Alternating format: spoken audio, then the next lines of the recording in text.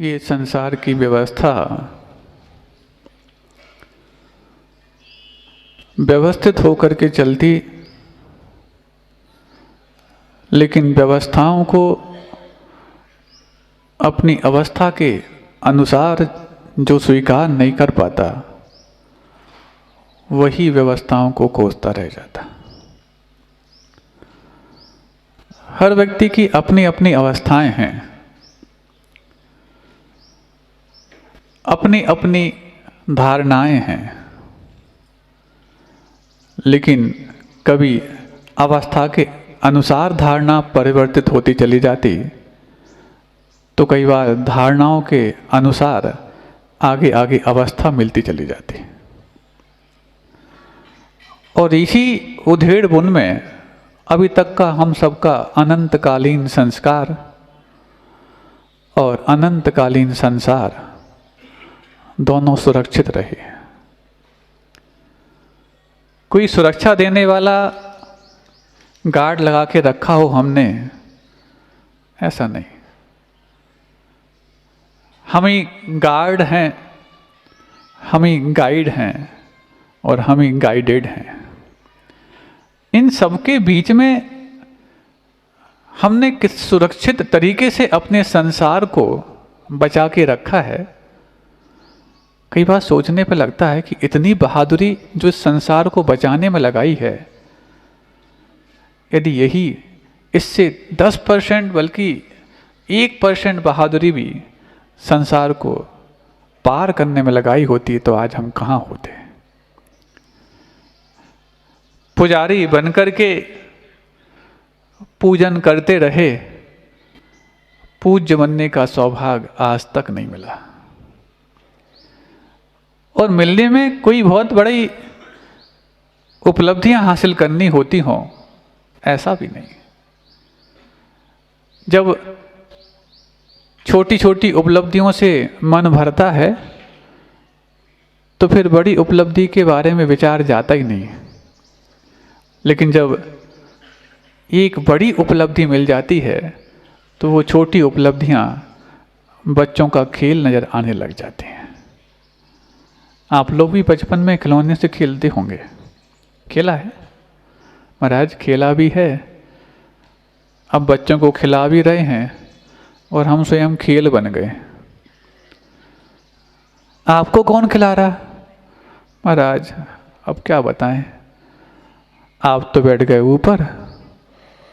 नहीं, हमने नहीं कहा कि आप हमें ऊपर बिठा लो, लेकिन उस खेल से ऊपर उठने का भाव जब आ जाता है, तो व्यवस्थाएं तो अपने आप आगे पीछे हो जाया करती हैं। लेकिन जब उस खेल में खुद खिलाड़ी ना बन करके खेल की सामग्री बन जाते हैं, तो फिर खेलने वाले हमसे बहुत आगे बढ़ जाते हैं। इसी तरीके का संसार आज तक हमने व्यवस्थित बना के रखा। और जब उस संसार को किसी ने क्षतिग्रस्त करने की कोशिश की, तो वो कहीं ना कहीं हमारे उस संसार में सेंध लगा रहा है। संसार में सेंध लगाने का मतलब उसने ये समझ लिया कि हमारे सुखों में सेंध लगा रहा, जबकि वो दुखों को सेंध लगाने की बात करता था। दुखों को सेंध लगाने वाला व्यक्ति जब हमारा वैरी बन जाए, दुश्मन बन जाए, तो फिर संसार और ज़्यादा मजबूत होता चला जाए। अब बताओ, हमने अपने अपने वैरी और बंधु किन किन व्यक्तियों को बना के रखे? जिसने हमारे सुखों में सेंध लगाई, उसको हमने वैरी मान लिया, और जो दुखों में सेंध लगाने के लिए कारण बना, उसको हमने बंधु मान लिया। हाँ, बैरी मान लिया। दुखों में सेंध लगाने वाला बैरी, सुखों में सेंध लगाने वाला वैरी। हमें समझ में नहीं आता कि हम बैरी माने किसको, बंधु माने किसको।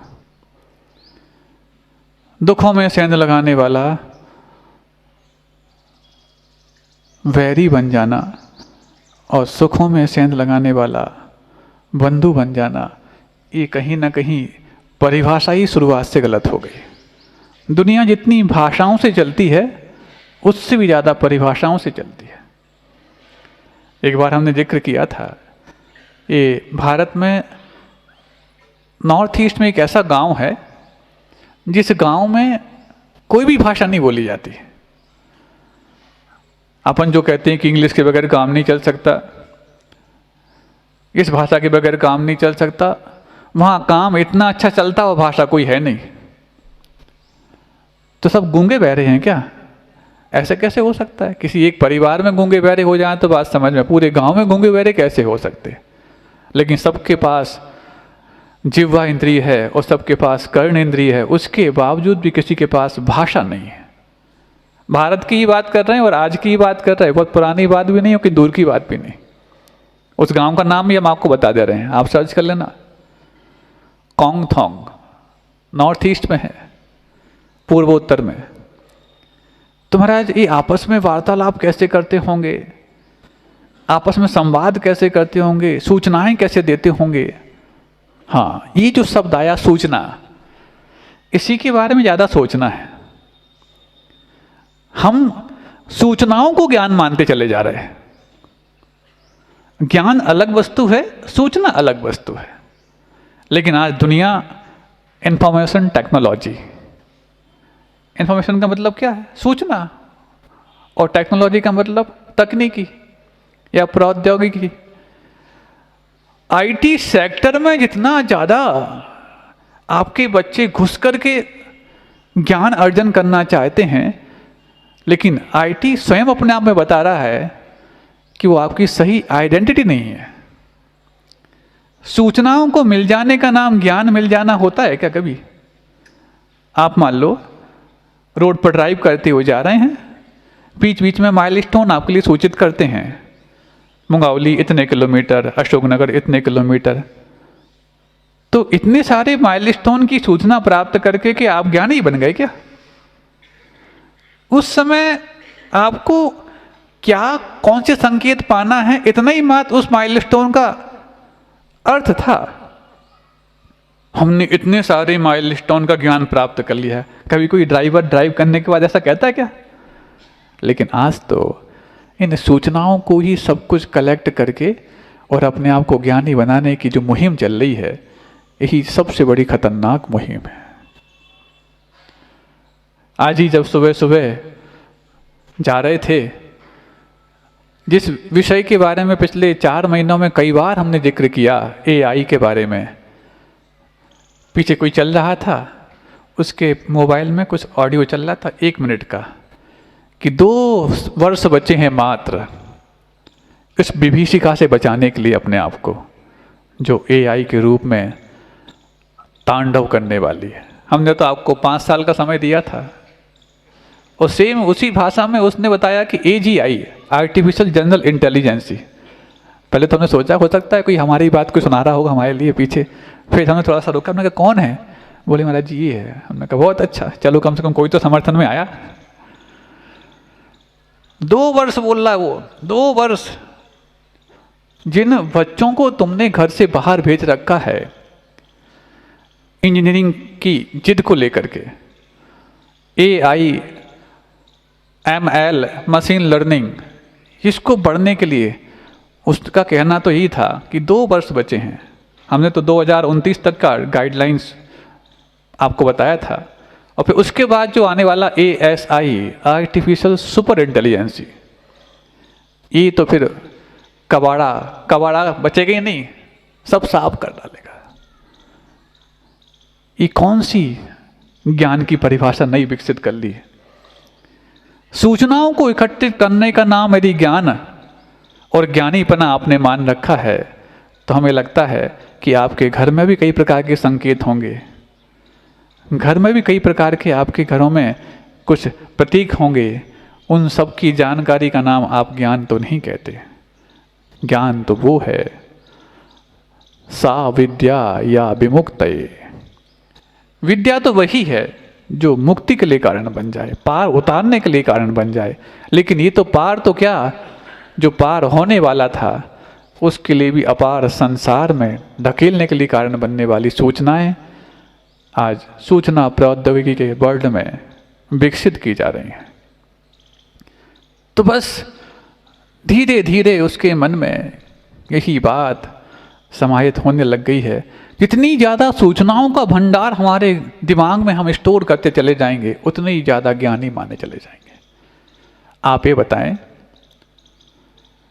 दो अलग अलग माइलस्टोन लगे हैं मान लो किसी रोड पर, और दोनों माइलस्टोन्स की सूचनाएं आपने अपने दिमाग में रख ली। क्या उन दोनों सूचनाओं को ग्रहण करने के बाद यदि आप उसमें तालमेल ना बैठा पाएं कि ये संकेत और ये संकेत का मेरे जीवन में अर्थ क्या है, तो क्या उन सूचनाओं का कोई ज्ञान आपके जीवन में उपकारी हो सकता? नहीं हो सकता। वो सिर्फ संकेत हैं, ज्ञान नहीं है। ज्ञान तो वो है जो उसके मर्म को पहचान करके और प्रयोग में लाने के बाद विकसित हुई प्रक्रिया है। एक बहुत अच्छी बात पूज्य निर्यापक श्रमण योग सागर जी महाराज बताते थे, बहुत अच्छी बात, बहुत दिनों बाद याद आई, क्योंकि उनके साथ भी रहने का सौभाग्य हमें मिला है। तो वो कई बार छोटी छोटी बातें हैं जो उनके अनुभव की हैं, तो उन्होंने कभी उनको पढ़ा है, बताते थे। बोले किसी ने प्रश्न किया, बोले ज्ञान क्या वस्तु है? ये प्रश्न आज के समय का नहीं होगा, 10-20 साल पुराना। तो वो बोलते थे कागज और कलम के बीच का जो अंतर है उसी का नाम ज्ञान है। सुन रहे हो आप लोग? कागज और कलम के बीच का जो अंतर है उसका नाम ज्ञान है। आप लिख रहे हैं, अब लिखते वक्त आपने हाथ में कलम उठाई और कागज आपके सामने है, जो शब्द अंकित होगा उसका नाम ज्ञान नहीं है, ये तो संकेत हैं, लेकिन उसके बीच में जो भाव है उसका नाम ज्ञान है। हमने कहा बहुत बड़ी बात है, ये तो बहुत बड़ा रहस्य खोल दिया। ऐसी परिभाषा, बहुत अनोखी परिभाषा है कि कागज और कलम के बीच के भेद का नाम ज्ञान है। और हम कई बार कलम को ज्ञान मान लेते हैं, कई बार कागज को ज्ञान मान लेते हैं, और कई बार शब्दों को ज्ञान मान लेते हैं, और इन्हीं को झुंड के रूप में इकट्ठा करने को अपने आप को ज्ञानी मान बैठते हैं। ये झुंड ज्ञानी बनाए या ना बनाए, मानी तो आपको अवश्य बनाता है। और जब मानी बनने के बाद कोई हमारे सामने मनमानी करने आता है तो फिर हमसे बर्दाश्त नहीं होता, तो फिर तनातनी अपने आप होने लग जाती। बहुत दुर्लभ पुण्य है आप सभी का कि आप लोगों ने मनमानी करने की बजाय गुरु की बात को मानना ही अपने आप के जीवन में ज्ञानी बनाना मान लिया। बहुत दुर्लभ पुण्य है ये। दुर्लभ इतना दुर्लभ है क्योंकि अनंत काल में ये पुण्य हमारे खाते में कभी दर्ज हुआ होगा। इतिहास उठा के पढ़ेंगे तो शायद हो सकता है पन्ने पलटते पलटते हाथ थक जाएंगे, लेकिन वो इतिहास हमें ज्ञात हो पाना बहुत कठिन है। लेकिन पता नहीं पूज्य गुरुदेव की ऐसी कौन सी दुर्लभ कृपा आप सब पर हुई है, जिसका परिणाम आपके परिणामों की निर्मलता और उज्ज्वलता के लिए कारण बनी है। ऐसा ही एक बार हुआ, व्यक्तियों के जीवन में कई ऐसी प्रकार की चीजें होती हैं जिनको लेकर के कुछ वो उधेड़ बुन तो करता, लेकिन उधेड़ बुन में से न कुछ बुन पाता न कुछ उधड़ पाता। इसी का नाम उधेड़ बुन होता। आपने सुना उधेड़ बुन नाम? ये क्या होता है उधेड़ बुन? महाराज अब तो कहाँ ना कोई सलाई लेता है, ना किसी के पास क्रोशिया होता। क्रोशिया सुनते ना? हाँ, क्रोशिया, सलाई, ये शब्द तो महाराज कहाँ की पुरानी बात आप करने बैठ गए। आज तो सीधे शोरूम पे जाओ, और शोरूम की भी बात नहीं, ऑनलाइन सिर्फ आपको वहाँ पर स्कैन करना है और आपके घर में 2 दिन में आकर के अमेजन, हाँ, ये लाके रख देगा। हम पहले हम समझते थे अमेजन का मतलब हम हैं जैन ऐसे बोलते होंगे। फिर पता पड़ा कि ये अमेजन तो ये कंपनी का नाम है। हाँ, ये लाके आपके घर में, पहले तो बहुत अच्छा ये सफल व्यक्ति हमें जैन बोलने लग गए। फिर हमने सोचा कि कहीं कानों में कोई दिक्कत तो नहीं आ गई कि ये बोलते हैं अमेजन और हम समझते हम हैं जैन। लेकिन ये कहाँ हम हैं जैन कह सकते, इतना दुर्लभ पुण्य बहुत मुश्किल है। तो बस क्रोशिया और वो सलाई, इनके माध्यम से पहले इस मौसम में सबसे ज़्यादा काम होता था। ये ठंडी आने के पहले लोग बुनना प्रारंभ कर देते थे। अब महाराज वो बुनना तो तब नसीब हो जब उधेड़बन ये जो मोबाइल की है ये कमज़ोर पड़े।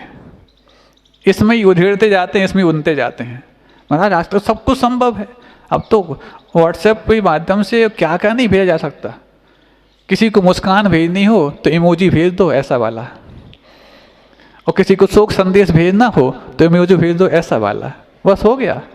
इतना आसान हो गया महाराज। सूचनाओं का आदान प्रदान तो इतना आसान है, लेकिन संवेदनाओं का आदान प्रदान बहुत दुर्लभ हो गया। ये सूचनाओं के ज़माने में संवेदनाएं जो क्षतिग्रस्त हो रही हैं, इसकी भरपाई करने के लिए पता नहीं अब कौन देवता आकर के आपके लिए इन क्षतिग्रस्त होती हुई संवेदनाओं को जीवित करने की मुहिम छेड़ेगा। और मात्र वो देवता कोई और नहीं हो सकता, क्योंकि वो कहीं गया नहीं है। व्यक्तित्व के रूप में आज भी उतना ही जीवित है जितना 18 फरवरी के पहले था। उन्हीं का नाम पूज्य गुरुदेव आचार्य विद्यासागर जी महाराज है, जिसने मां संवेदनाओं की बात कही, जिन्होंने सूचनाओं को दरकिनार करते हुए, संकेतों को दूर रखते हुए संवेदनाओं को जीवित करने के कई सारे उपाय किए। पूज्य गुरुदेव का एक ऐसा हाइको, ऐसे संकेत जो शब्दों से भी अधिक तलस्पर्शी हों, शब्दों से भी अधिक तलस्पर्शी हों। ये बहुत थोड़ा सा गूढ़ हाइको है, सबको एक बार में सुनने में समझ में नहीं आता। ऐसे संकेत शब्दों से भी अधिक, जो शब्दों से भी अधिक तलस्पर्शी हों, इतना ही मात्र ये हाइको के रूप में संकेत है। अभी आपको शब्द सुनने में आ रहे कि संकेत समझ में आ रहे? आप लोग सुन रहे हैं? हाँ महाराज, आपको शब्द सुनने में आ रहा है कि संकेत समझ में आ रहे हैं? हम इन दोनों को देना नहीं चाह रहे। तो महाराज क्या देना चाह रहे हैं आप? पता नहीं। यदि बोधि समाधि परिणाम शुद्धि के पहले समझ में आ जाए तो हम समझ लेंगे कि आज का आपको भाव समझ में आ गया। ना शब्द हम कहना चाह रहे, ना संकेत हम देना चाह रहे। तो हुआ ऐसा, एयरपोर्ट से एक बार प्लेन को टेक ऑफ करना था, हवाई जहाज को उड़ना था। और उड़ते वक्त चूंकि वहां पर सारी चीजें व्यवस्थित जो की जाती हैं वो कंपास के माध्यम से की जाती हैं। कंपास समझते हो? दिशा सूचक यंत्र, उसके माध्यम से। और किस देश के लिए यात्रा करनी है उस देश के हिसाब से वहां पर उस कंपास के निडल को सेट करके बहुत सारे उनके पास संसाधन रहते हैं। और एक और होता है इसका नाम ब्लैक बॉक्स, ब्लैक किट बोलते हैं, ब्लैक बॉक्स होता है जो तब खोला जाता है जब कोई दुर्घटना घट, वैसे उसके पहले नहीं खोला जाता है, क्योंकि उसमें सारी सूचनाएं संचित होती चली जाती हैं। जब दुर्घटनाग्रस्त कोई यदि एरोप्लेन हो जाए तो सबसे पहले ढूंढा जाता है ब्लैक बॉक्स कहाँ है।